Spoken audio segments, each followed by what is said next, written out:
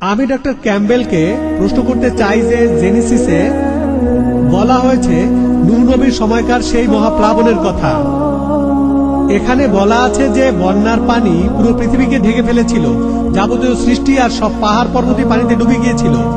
আরো আছে যে পৃথিবীর সবচেয়ে উঁচু পাহাড়ও ডুবে গিয়েছিল, আর সেটা ছিল 15 কিউবিট। আরবিতে সেটা হলো 15 ফিট, অর্থাৎ কদম।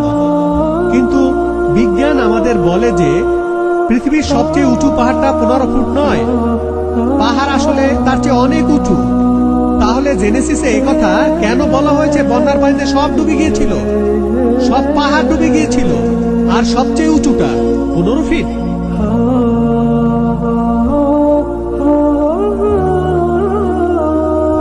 আপনার প্রশ্নের জন্য ধন্যবাদ। আমার ধারণা এই উচ্চতাটা হলো পাহাড়ের উপরের উচ্চতা। যদি সবচেয়ে উঁচু পাহাড়টা 3000 মিটার উঁচু হয়ে থাকে, তাহলে বন্যার পানি তার 15 ফুট উপরে ছিল। যাই হোক, ভাই দয়া করে বক্তা উত্তর দেওয়ার সময় কোনো প্রশ্ন করবেন না, কোনো প্রশ্ন না প্লিজ। আপনার প্রশ্নটা করে থেমে যান, তারপর বক্তাকে ওনার মতো করে প্রশ্নের উত্তর দিতে দিন। ধন্যবাদ। আর আমি দেখতে পাচ্ছি যে পবিত্র কোরআনে ওই কথাটা বলা আছে, আর সেখানে ওইভাবে বুঝে নিতে হবে। সূরা হুদের 42 নম্বর আয়াত, পর্বত প্রমাণ তরঙ্গের মধ্যে সেই নৌকাটি তাহাদেহকে লইয়া বহিয়া চলিল। আর তারপর আরো আছে, তারপর এক জায়গায় নবীদের একটা তালিকা দেয়া আছে। নূহের আগে কোনো নবী আসেনি, আর তাই আমি জানি আদমও নবী হতে পারেন, কিন্তু আমি নূহের নামও তালিকায় পেয়েছি। আর আমার ধারণা কোরআনে একই কথা বলা আছে যে পুরো পৃথিবী ডুবে গিয়েছিল। হ্যাঁ ভাই, ডক্টর জাকিরের উদ্দেশ্যে প্রশ্ন। কোন ভলান্টিয়ার কি মাইকটা চালু করবেন? ডক্টর জাকির, আপনি বললেন যে এক্সকিউজ মি। দ্বিতীয় প্রশ্নটা করা হবে আমার ডান পাশের মাইক থেকে, ডক্টর জাকিরের উদ্দেশ্যে। আচ্ছা, আপনি বললেন যে আল্লাহ আলোকে প্রতিবিম্বিত করেন আর তিনি হলেন নূর। আমি এটা ঠিক বুঝতে পারিনি। ভাই একটা প্রশ্ন করেছে আল্লাহ এবং নূর নিয়ে। ডক্টর উইলিয়াম ক্যাম্বেলের কথার উত্তরে আমার ব্যাখ্যাটা সে বুঝতে পারেনি। পবিত্র কোরআনে সূরা নূরের 35 নম্বর আয়াতে উল্লেখ করা আছে যে আল্লাহ হলেন নূরে সামাওয়াত ওয়াল আরদ।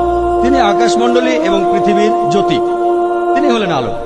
পবিত্র কোরআনের এই জ্যোতি শব্দটার অর্থ হলো প্রতিবিম্বিত আলো, ধার করা আলো। অর্থাৎ সে প্রশ্ন করেছে আল্লাহরও ধার করা আলো আছে কিনা। এই আয়াতের বাকি অংশটা পড়লে উত্তরটা পাওয়া যাবে। বলা আছে তার জ্যোতি যেন একটি দীপাধার, যার মধ্যে আছে একটি প্রদীপ। একটি প্রদীপের নিজস্ব আলো থাকে, এর অর্থ আল্লাহর নিজেরই আলো রয়েছে, আর তিনি নিজেই নিজের আলো হয়ে প্রতিবিম্বিত হচ্ছেন। আল্লাহ সুবহানাহু ওয়া তাআলা তার নিজের আলোকে আবার নিজেই প্রতিবিম্বিত করছেন। যেমন হ্যালোজেন বাল্ব যেগুলো এখানে দেখছেন, এর মধ্যে একটা টিউব আছে। এই ল্যাম্পটাকে আপনারা বলতে পারেন সিরাজ, ওয়াহাজ বা দিয়া, আর এর রিফ্লেক্টর হলো মুনির অথবা নূর, ধার করা আলো, প্রতিবিম্বিত আলো। আর তারপরে এখানে যে আলোর কথা বলা হচ্ছে, এটা সত্যিকারের কোনো আলো নয়, এটা আল্লাহ সুবহানাহু ওয়া তাআলার আধ্যাত্মিক আলো। এই কথাটা ডক্টর উইলিয়াম ক্যাম্বেলের উত্তরে বলেছিলাম। আর সময় যেহেতু 5 মিনিট, তাই অন্য প্রসঙ্গে বলি। ডক্টর উইলিয়াম ক্যাম্বেল নূহ আলাইহিস সালাম সম্পর্কে বললেন, আমি এখানে বাইবেল সম্পর্কে আলোচনা করব একমত হয়ে আর কোরআনের সাথে ভিন্নমত হয়ে। আর তারপরেও জানি আলহামদুলিল্লাহ কোরআন এই পরীক্ষায় পাশ করবে। আর আমি যদি ডক্টর উইলিয়াম ক্যাম্বেলের কথা মেনে নিই, ধরেন মেনেই নিলাম উনি ঠিক যে বন্যার পানি ছিল পাহাড়ের 15 ফুট উপরে, কিন্তু বুক অব জেনেসিস বলছে 7 নম্বর অধ্যায়ের 1920 অনুচ্ছেদে আছে যে পুরো পৃথিবী বন্যার পানিতে ডুবে গিয়েছিল। আর এরপরে আমরা প্রত্নতাত্ত্বিক নিদর্শনগুলো থেকে জানতে পারি নূহ আলাইহিস সালামের সময়কালটা বিজ্ঞানীরা হিসাব করে বের করেছেন। এই সময়টা খ্রিস্টপূর্ব 22 শতক থেকে 21 শতক পর্যন্ত। আজকে আমরা প্রত্নতাত্ত্বিক নিদর্শন থেকে জানতে পারি যে ব্যাবিলনের রাজবংশের 3য় রাজা আর মিশরের রাজবংশের 11 রাজা 22 শতক আর 21 শতকে রাজত্ব করেছে, আর সেখানে কোন রকম বন্যা হয়নি, পরবর্তীতে কোনো মহাপ্লাবন হয়নি। আজকের প্রত্নতাত্ত্বিক নিদর্শন আমাদের বলে এটা অসম্ভব যে খ্রিস্টপূর্ব 22 শতক থেকে 21 শতকে মহাপ্লাবনে পুরো পৃথিবী ডুবে গিয়েছিল। কোরআন এখানে কি বলছে? 1 নম্বর পয়েন্ট, কোরআনে কোনো সময়ের উল্লেখ নেই। এটা কি খ্রিস্টপূর্ব 21 শতক নাকি 50 শতক এমন উল্লেখ নেই। 2 নম্বর পয়েন্ট, কোরআনে কোথাও বলা নেই যে পৃথিবী পানিতে ডুবে গিয়েছিল। এখানে বলা হয়েছে নূহ আলাইহিস সালাম, তার কওমের কথা আর তার গোত্রের কথা। হতে পারে অল্প কিছু লোক অথবা অনেকগুলো লোক। প্রত্নতাত্ত্বিক নিদর্শন আমাদের বলে, আর প্রত্নতাত্ত্বিকরা বলেন যে তাদের আপত্তি নেই, এটা হতে পারে যে পৃথিবীর কিছু অংশ পানিতে ডুবে গিয়েছিল, কিন্তু পুরো পৃথিবী এটা অসম্ভব। তাই আলহামদুলিল্লাহ কোরআনের কথার সাথে প্রত্নতাত্ত্বিক নিদর্শনের যথেষ্ট মিল রয়েছে, কিন্তু বাইবেলের সাথে নেই। এছাড়াও বাইবেলে আছে জেনেসিসের 6 নম্বর অধ্যায় 15 ও 16 অনুচ্ছেদে। এখানে সৃষ্টিকর্তা নূহ আলাইহিস সালামকে বলছেন, তুমি একটা নৌকা বানাও। নৌকার মাপটা দেওয়া আছে 300 কিউবিট লম্বা, 50 কিউবিট চওড়া আর 30 কিউবিট উঁচু। 1 কিউবিট মানে 1.5 ফিট। ভাই এটা ভুল বলেছিলেন, এটা হলো 1.5 ফিট। আর নতুন ইন্টারন্যাশনাল ভার্সনে আছে 450 ফিট লম্বা আর 75 ফিট চওড়া আর আনুমানিক 45 ফিট উঁচু। উচ্চতা হলো 30 কিউবিট। আমি এই নৌকাটার ঘনত্ব হিসেব করে বের করেছি। এই ঘনত্বটা প্রায় 15 লক্ষ কিউবিক ফিট আর আয়তন হলো 33,750 স্কোয়ার ফিট। আর বাইবেল বলছে নৌকায় 3টি তলা ছিল, প্রথম তলা, দ্বিতীয় তলা, তৃতীয় তলা। তাহলে 3 দিয়ে গুণ করলে আপনারা পাবেন 1,01,250 স্কোয়ার ফিট। এই হলো আয়তন। চিন্তা করেন, পৃথিবীর প্রত্যেকটা প্রাণীর এক জোড়া করে সেই নৌকায় উঠেছিল। 1,01,250 স্কোয়ার ফিট।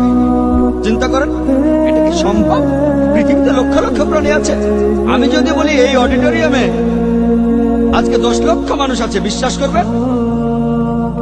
আমার মনে আছে গত বছরের কথা, কেরালাতে একটা লেকচার দিয়েছিলাম, 10 লক্ষ লোক এসেছিল। সেটাই ছিল আমার সবচেয়ে বড় সমাবেশ। আলহামদুলিল্লাহ, আল্লাহ সবকিছু করেন। 10 লক্ষ মানুষ। আমি মানুষজনের শেষটা দেখি নাই। সেটা কোনো অডিটোরিয়ামে হয়নি, হয়েছিল একটা বড় বিচে। সবাইকে দেখতে পাচ্ছিলাম না, শুধু সামনের কয়েকজনকে দেখছিলাম। যেখানে ছিল 10 লক্ষ মানুষ। আপনারা ভিডিও ক্যাসেট দেখলে বুঝতে পারবেন 10 লক্ষ আসলে কত বিশাল। যেমন ধরুন আরাফাতের ময়দানে হজের সময় 25 লক্ষ লোক একত্রিত হয়, কিন্তু 1,01,250 স্কোয়ার ফিটের মধ্যে, অর্থাৎ 45,000 কিউবিটের মধ্যে এটা কোনোভাবেই সম্ভব না। আর এভাবে সবাই 40 দিন সেখানে ছিল, খাচ্ছে, প্রকৃতিটাকে সাড়া দিচ্ছে। আমি যদি বলি এখানে 10 লক্ষ মানুষ আছে, বিশ্বাস করবেন? তাই নিরপেক্ষভাবে এটা বলতে গেলে বাইবেলের মধ্যে বেশ কিছু বৈজ্ঞানিক ভুল আছে।